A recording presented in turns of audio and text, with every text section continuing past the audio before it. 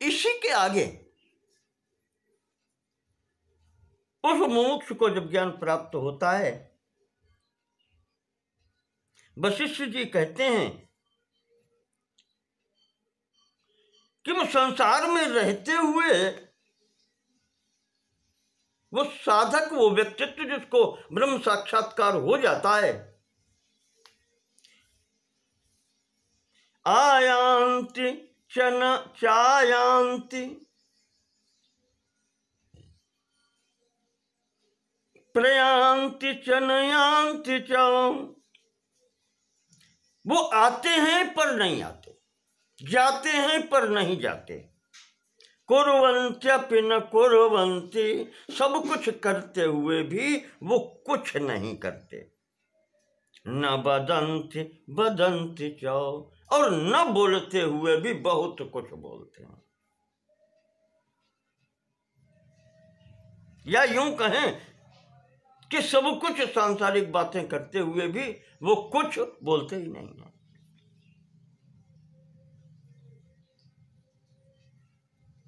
स्वच्छ मेवावतिष्ठन्ते, वे यहां स्वच्छ भाव से रहते हैं, निर्लेप रहते हैं। स्वच्छम कुर्वन्ति, और शुभ कार्य ही करते हैं, जो कुछ भी करते हैं।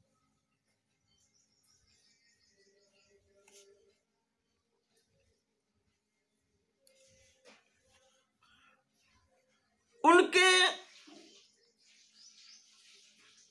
लिए दुख नाम की कोई वस्तु होती ही नहीं।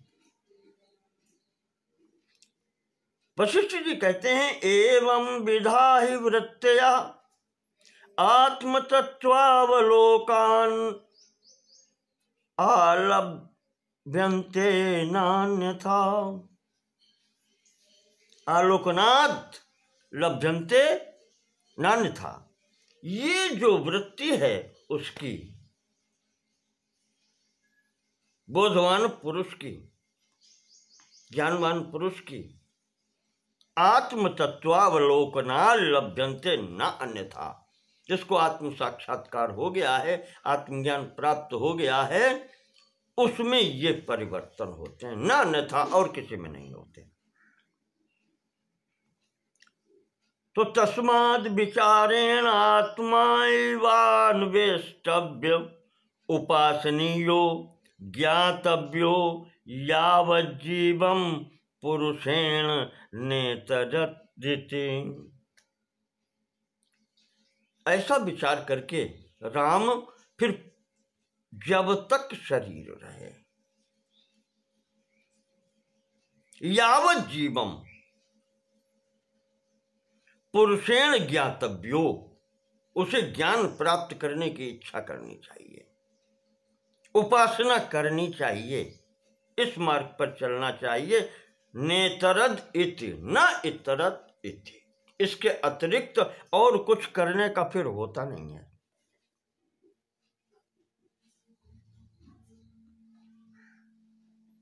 अन्वेष्टव्यो उपासनीयः ज्ञातव्यः।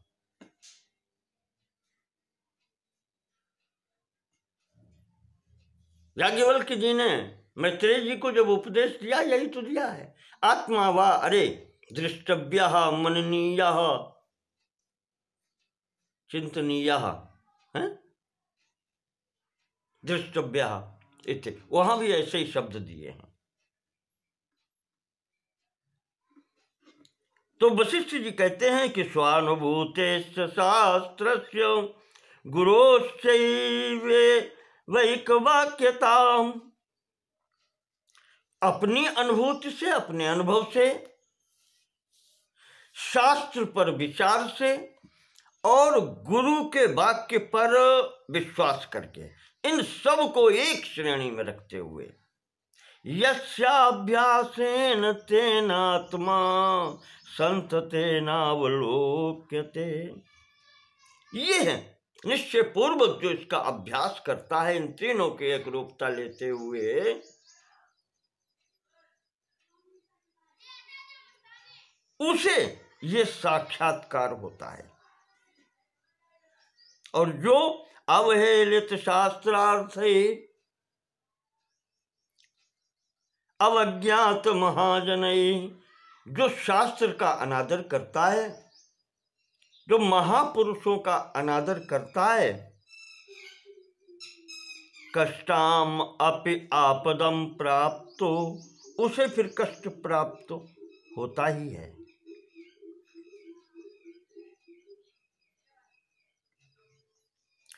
तो न मूढ़ई समता मियात, ऐसे मूर्खों की समता नहीं करनी चाहिए। शास्त्र का अनादर करने वाले और गुरु की महान पुरुषों की अवहेलना करने वालों का समता नहीं करना चाहिए, उनकी श्रेणी में नहीं आना चाहिए, अन्यथा कष्ट ही कष्ट प्राप्त होता है।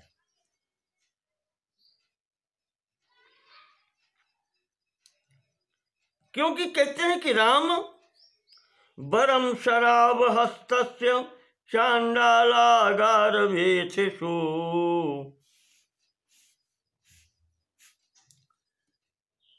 शराब हस्तस्य, शराब कहते हैं प्याला, प्याली, वो लेकर के चांडालागार वेथिषु भिक्षार्थम अटनम राम न मौर्ख्यहत जीवितम। वरम शराब हस्तस्य चांडालागार वेथिषु भिक्षार्थम अटनम,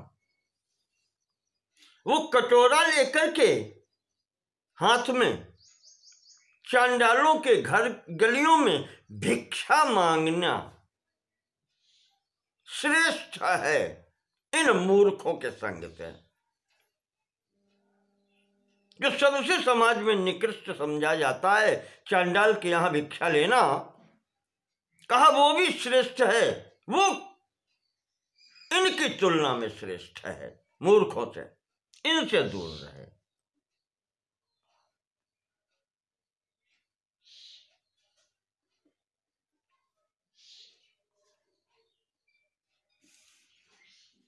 तो इनसे सदैव बच करके रहे।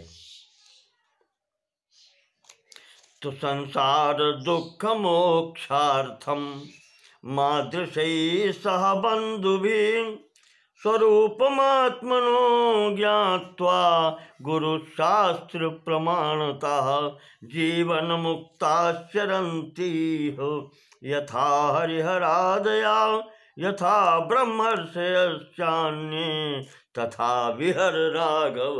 ये सदैव विचार करते हुए राघव, जो हमने तुम्हें बताया, मूर्खों का साथ मत करो। संसार से के दुखों से छूटने का उपाय यही है, मेरे जैसे महापुरुषों का साथ करो और स्वरूपम आत्मनो ज्ञात्वा, आत्म स्वरूप का साक्षात्कार करो। गुरु शास्त्र प्रमाणता, शास्त्र की वाणी पर विश्वास करके, गुरु की वाणी पर विश्वास करके, उनके उपदेश के अनुसार आचरण करके आत्मज्ञान प्राप्त करो। इससे ही संसार दुख से छुटकारा होगा और जीवन मुक्ताश्चरन्ति हो यथा हरिहरादया यथा ब्रह्मर्षयश्चान्ये। इसी मार्ग पर चल करके जीवन मुक्ता चरन्ति इह, जो जीवन मुक्त पुरुष हैं वो संसार में रहते हैं। और कैसे मस्त रहते हैं? हरिहरा दया।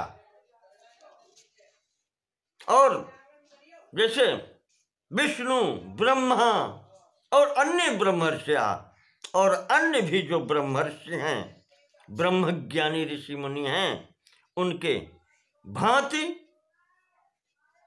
विचरण करते हैं। राघव तुम भी ऐसा ही करो, इसके अतिरिक्त और कोई मार्ग है नहीं। संसार में ये चक्र है, सुख आता है तो दुख आता है, दुख आता है तो सुख आता है। और आगमा पाइनो नित्यम, जिसको गीता कहती है, इसको सहने का प्रयास करो। ये आते जाते रहते हैं, परस्पर विनाशोक्ते श्रेयस्थो न कदाचन सुख दुख दशे राम तरित प्रसर भंगुरे। जैसे बिजली चमकती है बादलों में, क्षण भंगुर हैं, सुख के बाद दुख आना, दुख के बाद सुख आना, ये क्रम चलता रहता है। ये विरक्ता महात्माना सुविविक्ता भवादृशा। राम, जो तुम्हारे समान विरक्त पुरुष हैं वो इस पर ध्यान नहीं देते। पुरुषान विद्यतान वंद्यान भोग मोक्षैक भाजनम। और ऐसे ही व्यक्ति जो इस स्थिति में हैं, विरक्त स्थिति में हैं,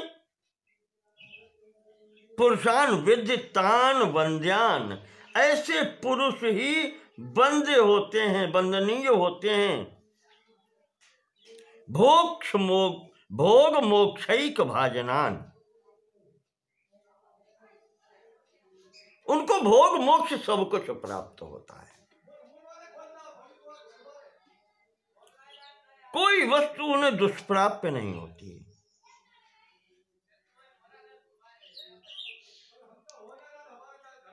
संसार मिमम आसाद्यम। राम, इस संसार में आकर के यह तिष्ठत्यवहेलया, जो इसकी अवहेलना करके, जो इस पर विचार न करके ऐसे ही यहां पर रहता है, अर्थात असावधान, एक तरफ प्रकार से कहते हैं, प्रमादी एवं विनश्यति। आपको याद होगा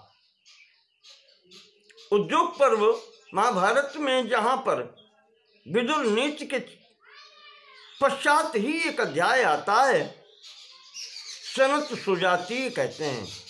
महाराज सनत सुजात जी ने धृतराष्ट्र को उपदेश किया है।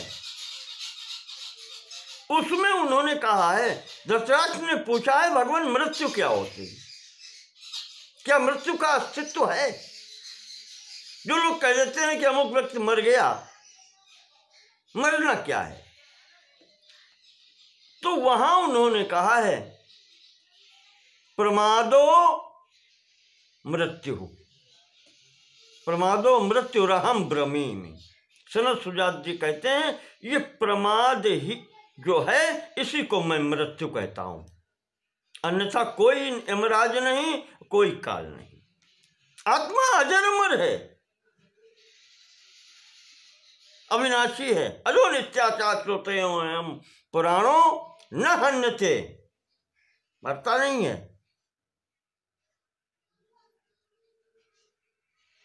तो वहां उन्होंने कहा है, प्रमादो मृत्यु महम ब्रवीमि, ये असावधानी ही मृत्यु है।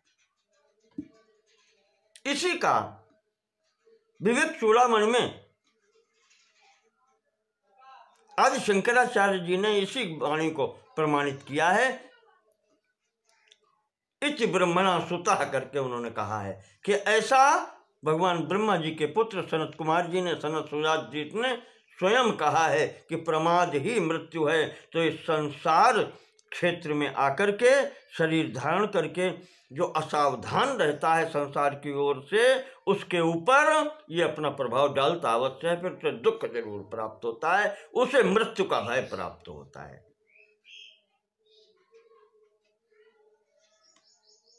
उसकी स्थिति वही हो जाती है जैसे कोई व्यक्ति फूस की बनी हुई झोपड़ी में घर में रहता, सो रहा है और उसमें एक तरफ से आग लगी हुई है, उसे पता ही नहीं है। ज्वलितस्य गृहस्योच्चैः शेते तारणस्य संस्तरे, तारणस्य तृणस्य निर्मिता, तिनकों से बना हुआ जो उसका घर है वो जल रहा है और फिर भी वो उसमें सो रहा है। यही प्रमाद है। प्रमाद यही कहा गया है कि जो जानते हैं कि अवश्य होना है और उसकी ओर व्यक्ति ध्यान नहीं देता। यत् प्राप्य न निवर्तन्ते तदा साध्य न सोचते, और उस बात की ओर ध्यान नहीं देता। हम यहाँ किस लिए आए हैं? जो प्राप्त करना है, अगर उसको प्राप्त कर लिया जाए तो किसी प्रकार का संसार में दुख रहे ही नहीं जाता। यद आसाद्य न सोचते, वो ज्ञान प्राप्त नहीं करता है। उसकी ओर से तत्पदम से मुशीलभ्यम,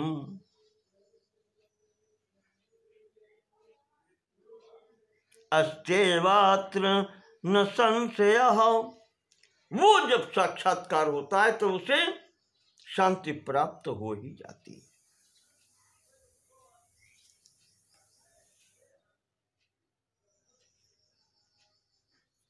इसके अतिरिक्त नान्या पंथा विद्यते अयनाय, और कोई मार्ग है ही नहीं।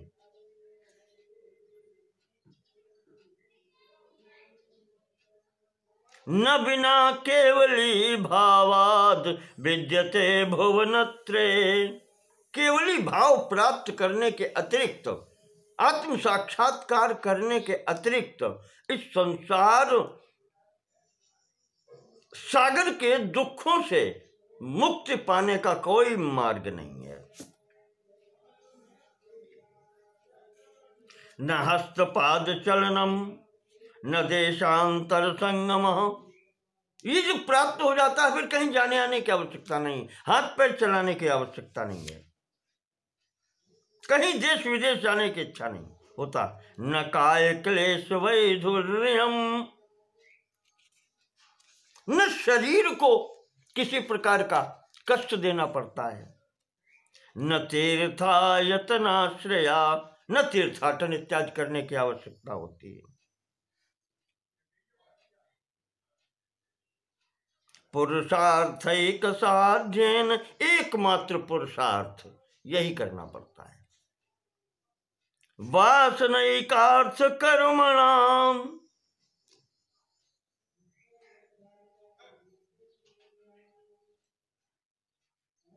वासनैकार्थ कर्मणा, वासना को समाप्त करना है, यही पुरुषार्थ है, यही साधन है कि मन केवल तन मनो मात्र जयेना साध्यते पदम। केवल मन को जीत लेना, मनोजय प्राप्त कर लेना, बस उससे ही समस्त जो प्राप्य है उसकी प्राप्ति हो जाती है। आसाध्यते पदम, उस परम पद की प्राप्ति हो जाती है जो मन पर विजय प्राप्त कर ले, वासना शांत करके और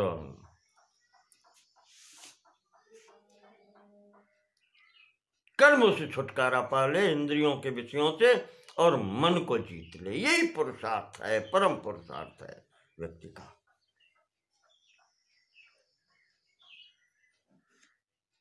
विवेक मात्र साध्यम तद, ये इसी को विवेक कहते हैं। विवेक प्राप्त कर लेना ही कि यथार्थ क्या है और भ्रम क्या है, यही विवेक है। यथार्थ को ग्रहण कर लेना, वास्तविकता को जान लेना, विचार एकांत निश्चयम, और विचार करके उसी पर दृढ़ हो जाना। एकांत निश्चयम, एक स्थान पर निश्चय पूर्वक डट जाना।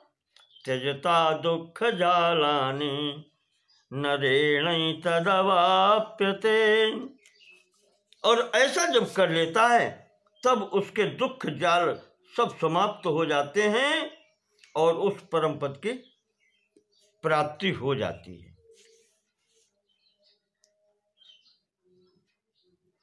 क्षयित्वात् सर्वभावानाम, और जब ये मन शांत हो जाता है,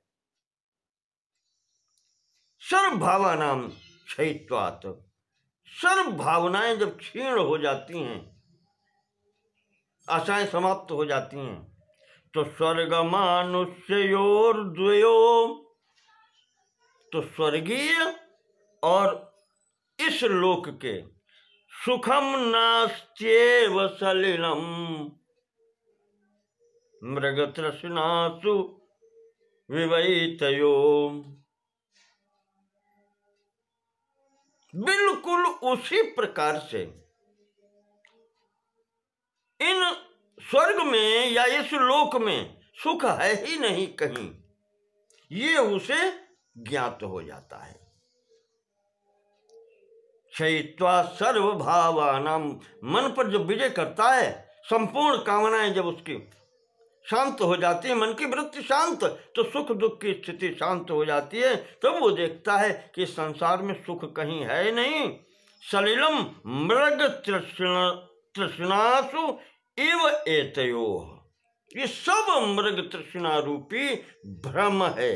रेगिस्तान में जैसे दूर से जल दिखाई पड़ता है, हिरण भागता है, वहां जल है ही नहीं, वो उसे दृष्टि भ्रम है, ऐसा व्यक्तित्व हो जाता है। ये सब चीजें उसकी नजर से समाप्त दृष्टि से हो जाती हैं और वो शांत हो जाता है। और जब मन शांत हो जाता है, बस इसी को शम कहते हैं। मनः प्रशांतम अत्यंतम विश्रांतम विगत भ्रमम, मन तभी शांत हो जब भ्रम शांत हो जाते, संकल्प विकल्प उठना बंद हो जाता है। तो यही शम कहलाता है।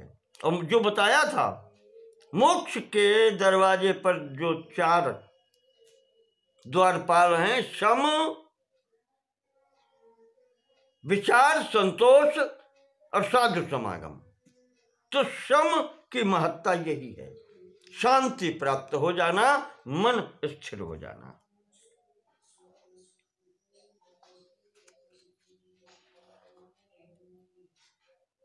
कहते हैं त्रिलोक में ऐसी कोई संपत्ति नहीं है जो इसकी बराबरी कर सके। चित्त को शांति मिल जाए, इससे बढ़कर के दूसरा कोई धन है ही नहीं। त्रैलोक्योदर वर्तिन्यो, तीनों लोकों के उदर में, उनके अंदर, नानंदाय तथा श्रियः, न तो कोई आनंद है, न कोई ऐसा वैभव है जो इसकी यथाशम विभूतया, जो इस शम की बराबरी कर सके।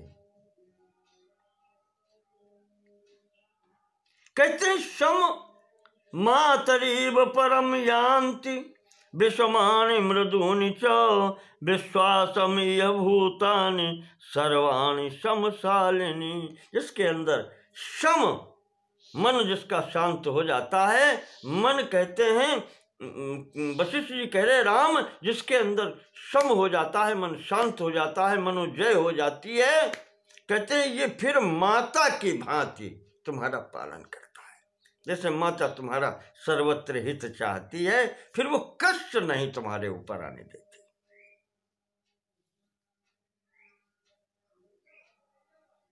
और ऐसा व्यक्ति श्रुत्वा स्पृष्ट्वा च दृष्ट्वा च भुक्त्वा घ्रात्वा शुभाशुभम, यहाँ रहते हुए, सबको स्पर्श करते हुए, देखते हुए, भोग करते हुए, घ्राण समस्त इंद्रियों से कार्य करते हुए, शुभ अशुभ कुछ भी हो जाए, न हृष्यति ग्लाययति, उसके अंतर्गत न तो कोई कभी प्रसन्नता, हर्ष का भाव आता है, न ग्लाययति, न उसे कोई ग्लानि होती है, सुख दुख से वो समस्त भावों से अलग हो जाता है। ऐसा व्यक्तित्व सशांत इति कथ्यते, उसी को फिर शांत कहा जाता है। शम जिसके अंतर्गत होता है वही शांत होता है। और तपस्विषु बहुज्ञेषु याजकेषु नरे नपेषु च बलवत्सु गुणाढ्येषु समवानेव राजते। चाहे वो तपस्वी हो, चाहे वो सर्वज्ञ हो, पंडित हो, यज्ञ कराने वाला हो, राजा हो, बलवान हो, फिर वो शांत हो जाता है। और ये सबसे बड़ा गुण होता है। समवान एव राजते, वही फिर सबसे अच्छा होता है। तो इस प्रकार से कहते हैं महर्षि कि राम इसी सम को प्राप्त करके, समम अमृतम आहार्यम आर्य गुप्तम, इसी सम को व्यवहार में लाते हुए, इसी का सेवन करते हुए बड़े बड़े महात्मा पुरुष परम अवलंब्य पदम पदम प्रयाता, इसी का आश्रय लेकर के उस परम पद को प्राप्त हुए हैं। इसलिए तुम भी इसी मार्ग का अवलंबन करो, तुम्हें भी वही परम पद की प्राप्ति होगी। आज की बात यहीं स्थगित करते हैं। 13 सर्ग तक। नमो नमः। सर्वेषां कृते धन्यवादाः। सम की चर्चा हो गई यहाँ तक। अब शेष जो 3 रहे हैं उनकी आगे चर्चा होगी।